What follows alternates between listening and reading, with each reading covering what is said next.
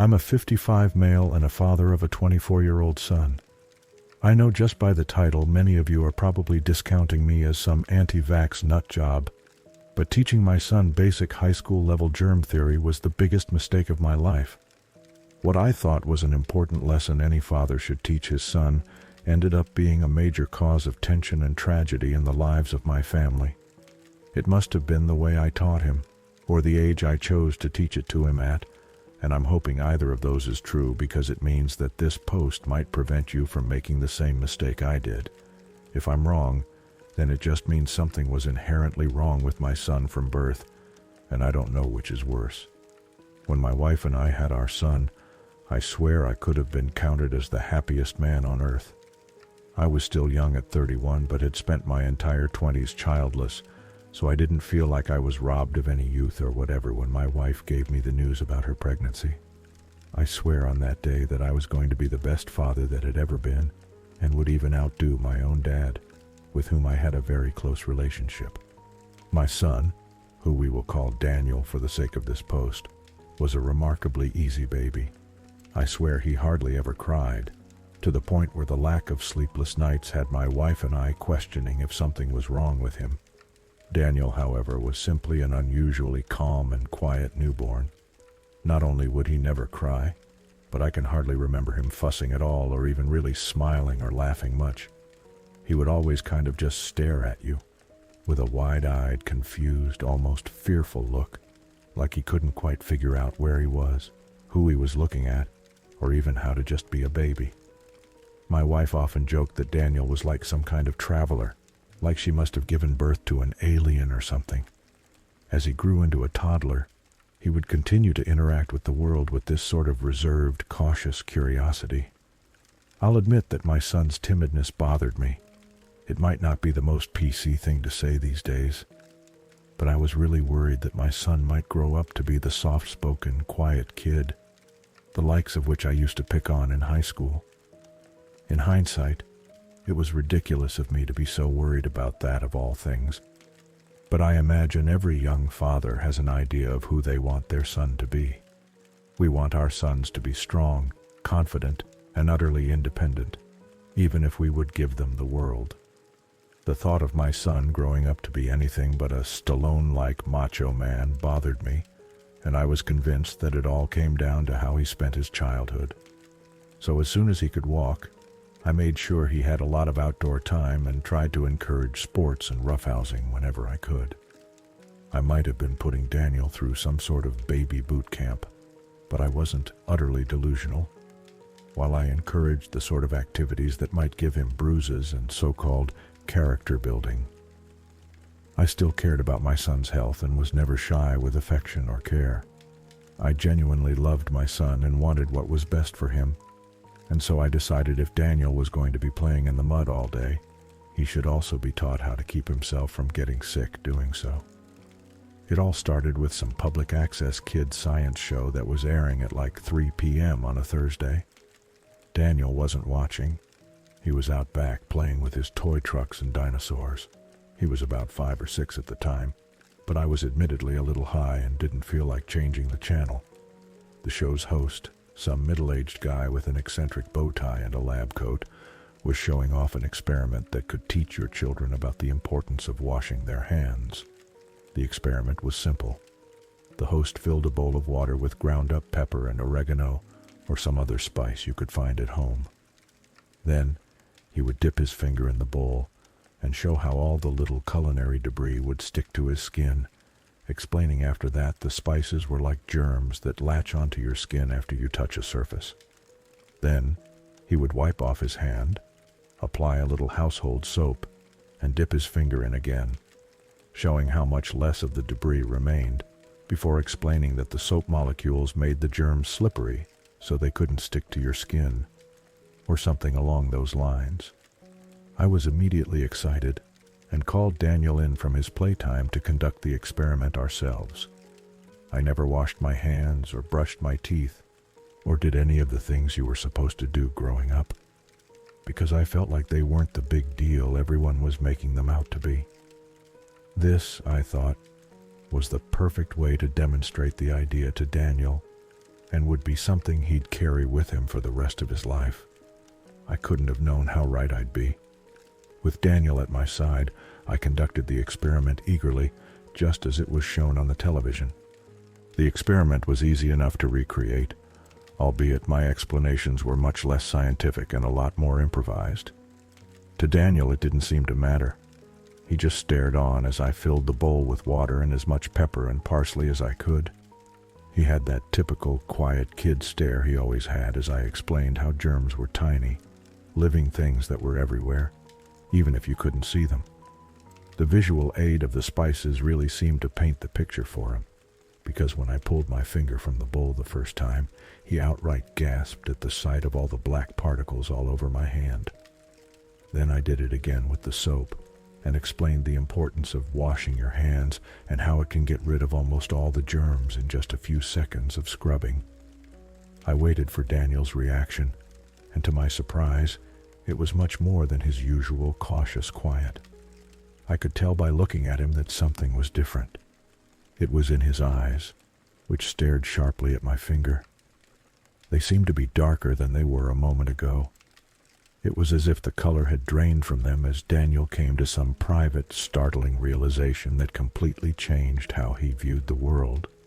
And he kept those eyes trained on my finger like it was a snake poised to strike at any moment. Regardless, I felt like the father of the year and sent Daniel back out to play with a juice box and a pat on his head that seemed to make him tense up. As he walked back outside, slower and somehow even quieter than he had come in, I privately wondered if he might have autism and went back to the TV. Life with Daniel became much harder from that point on. My son had become an utter germaphobe, refusing to play outside, washing his hands and toys constantly, and even refusing hugs and bedtime kisses from his mother or I. Eventually, Daniel would stop eating most food, saying his former favorite meals were icky if they had the wrong coloration or texture. Soon after, he would stop letting his friends come over, and when he started to refuse to go to school, we had to get professionals involved. The doctor said it was unlike anything she had ever seen.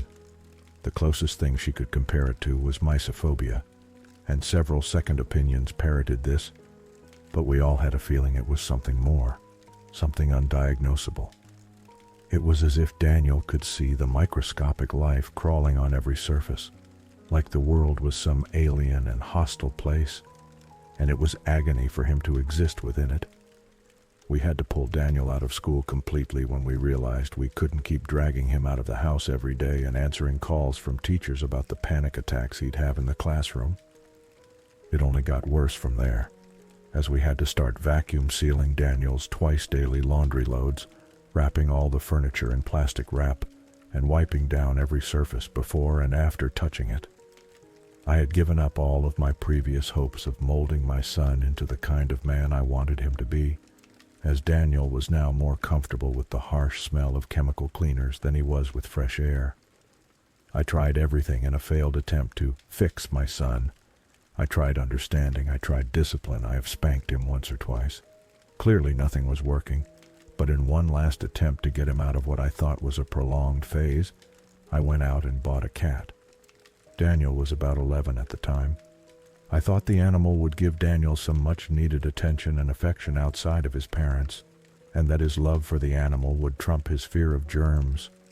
After all, if our new cat could clean himself with his tongue and be fine, then Daniel could certainly exist in the real world without his plastic sheets and hand sanitizer. Hell, if nothing else, the inclusion of a litter box in the house should force him out of his comfort zone.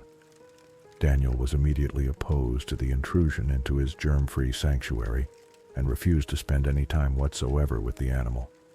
I, however, appreciated the sense of normalcy the cat brought into our shrink-wrapped house, even if now Daniel would refuse to come out of his room, maybe more so because of it. You can imagine my fear then when the cat went missing, followed by my complete surprise when Daniel said the cat was in his room. He seemed more chipper than usual and kept talking about how much he loved the new pet and how soft his fur was. I thought my plan had worked and left well enough alone, letting Daniel keep the cat in his room for a while if it meant he was getting over his phobia. It took me about a week to realize that the cat's food bowl wasn't emptying and that I hadn't physically seen him since Daniel had taken him to his room. I wanted what was best for Daniel, but I couldn't escape the feeling in my gut that something was wrong, so I confronted him, asking to see the cat. He seemed nervous at first, but after I sternly asked him again, he let me into his room. I was immediately on edge when Daniel didn't just bring the cat to me, and stepping into his room didn't help the feeling at all. His room was just as eerily clean as the last time I had seen it. Everything neatly folded and tucked away and literally shining as the light reflected off plastic sheets. It was too clean for a boy's room, I thought, and certainly too tidy for a cat to have been living in here for the better part of a week. I knew something was wrong. I asked Daniel where the cat was, and his usual silence did little to assuage my fears. He had that look on his face that kids have, where they know they're about to be in trouble, but they aren't totally sure why. I asked him again, and it became clear to me why he'd have his doubts. At the final insistence, Daniel opened the sliding door to his closet. At the bottom of a row of neatly stacked shelves, Daniel pulled out a large black shoebox and held it by his feet as he looked up at me, as if trying to judge by my expression if he was going to be in trouble or not. My heart started pounding. I immediately began to worry about the cat. My cat. Was Daniel confining him to sleeping in this little shoebox? Was he just pretending to have grown on the cat this whole time, and was trying to keep him from wandering around, spreading germs all over Daniel's perfect plastic-wrapped house? Has he gone the whole week without eating? I was even starting to worry that the cat had died in some kind of accident, or been starved by Daniel unintentionally, and he was trying to hide the evidence from me. Nothing could have prepared me for when Daniel opened the box, showing me my cat, perfectly, motionlessly preserved in a vacuum-sealed bag. "I made him clean," Daniel said, a tinge of hope that I might understand in his voice. "He's perfect like this." Daniel and I were never close after that. His visits to the shrink doubled in frequency, and he started to shut off from the world as I shut off from him. His germophobia and oppressive cleaning rituals only got worse until my parents agreed that it would be best if they took Daniel in when he turned 15. A father should never say this about his son, but I felt nothing but relief when he was gone. If his grandparents hadn't taken him in, I don't know if his mother and I could have stayed together. I wouldn't see much of Daniel again until the death of my parents. Mom lasted a few years after Dad went, both of them passing under Daniel's care. Daniel was 22 now, and looked gaunt and pale, like he had been a prisoner somewhere. His hair looked choppy, like he was cutting it himself, and whenever he sat down, he did it with his knees tucked into his chest. He wouldn't even leave the house for the funeral, and the police told me Daniel had been locked in the house for 3 weeks with his grandmother's body before someone found them, too afraid to leave the house or invite anyone in. Without a job, Daniel couldn't afford to keep living on his own. Feeling bad for him, I took him back under my roof, as any father would. I had hoped his fear of the invisible everything around him had died down a bit in the years he spent away from his enabling parents. But some part of me knew better. As soon as Daniel was back in our lives, so were his oppressive sterilization rituals. Wiping, wrapping, and wiping again everything in sight. The time Daniel had spent away had only made his habitual cleansing worse, to the point where my home was all but covered in an ineffectual snail trail of slimy hand sanitizer and antibacterial creams. I remember feeling sick to my stomach every time I heard him vacuum sealing his laundry in the other room. The smell of bleach and harsh chemical cocktails became too much to handle. Despite Daniel's constant need to keep the germs out, my wife's once dismissible health problems became exasperated until she could hardly get out of bed on her own. I started to feel sick myself, whether if from the constant chemical fumes or just weakness of spirit. I lacked the strength to fight back against Daniel's invasion of our home. It was like being in the hospital with some terminal illness, too weak to fight and surrounded by that disgustingly fake smell of cleanliness that just reminds you of death. I finally had the strength to stand up to Daniel when I found him putting something in our food. He stammered on about how it would keep us all clean and pure, and I wouldn't hear it. I snapped at him, shouting that if I ever caught him doing something like that again to his mother's food or mine, I would throw him out myself. Daniel shot me a glance, and I quickly recognized it as the same timid look of realization he had given my germ-covered finger way back during our science experiment. It was as if in that moment I became part of that dirty, unsafe world he saw everywhere else. At this point, I didn't care. I had enough, and I was ready to kick Daniel out for good. He was a grown man, and it was time he learned to live on his own. I was determined that I'd no longer be the enabling, weak father who had let his delusions come this far, and that I'd force him to face the real world for his own good, and for the good of his family. Then, COVID happened. The whole nation was forced into lockdown, and our household was no different. As soon as the news broke, Daniel insisted on social distancing, quarantining within our own home, everything. At this point, I couldn't physically remove him from my home, and so I gave in. Daniel's controlling tidiness took over the home, and I became sicker and weaker and gave up on the idea of stopping him. He designated my marital bedroom as the quarantine for my wife, and assigned me to the living room where it started to feel like I was growing into the couch. The peak of the COVID-19 pandemic passed, as did an additional year or two. I started to lose track, spending my days in a sick daze as Daniel, in his face mask and starched gloves, was the intermediary between my wife and I. As I became weaker and more dependent on Daniel, I actually started to convince myself that I was grateful for him, that I'd be helpless if my son wasn't around. When I could, I'd press my ear up to the bedroom door, hear my wife's labored breathing, and it would remind me that gratitude was wasted. One day, the breathing stopped. Some part of me knew what had happened on the day it happened, but I remained in denial for as long as I could. I refused to leave the living room or even go near that side of the house, terrified of a reminder that I couldn't hear her breathing. Daniel had stopped going into the room as well, which only further amplified my distress. Knowing that she wasn't being brought any more meals still wasn't enough to shake my paralyzed, fearful denial of her death, until Daniel went back into the room. It still wasn't enough to break my delusion. Hell, it actually made me start to hope that I was wrong, and that my wife was still very much alive in there, somehow, being cared for by our son. When I heard the muffled sounds of electric humming, I knew something wasn't quite right, but I still didn't break from my daze. I let myself lay there, shivering from the feverish cold, hoping my wife was okay. Then, I heard the familiar sound of the vacuum. I pulled myself from my spot on the couch and pressed my ear to the bedroom door. I listened, still too afraid to cross the threshold. I heard the sound of the shower running, and the electrical throbbing hum of power tools much louder in this vicinity. I still didn't act, until finally I heard the chilling sound of the vacuum cleaner once again, remembering the family cat. My cat, still and lifeless and eerily preserved in that plastic bag. I pushed the door open and stumbled into the room. It was dark and dank, smelling much more like the sick than the rest of the house. It was clear from the rank odor that hung heavy in the air that my wife had not left this room in the years since we started quarantine, and the thought alone made me almost as sick as the smell. Somehow it all felt like my fault. I had somehow made her sick. I had locked her in this awful home and barricaded her from getting the help she needed. Somehow, I had even poisoned the air, and in that moment, I was convinced that I had killed her. I heard the sound of the power tools again, coming from the attached master bathroom. Even in the dark, it wasn't hard to make out the heavy, dark trail of something visceral leading from the bed into the bathroom.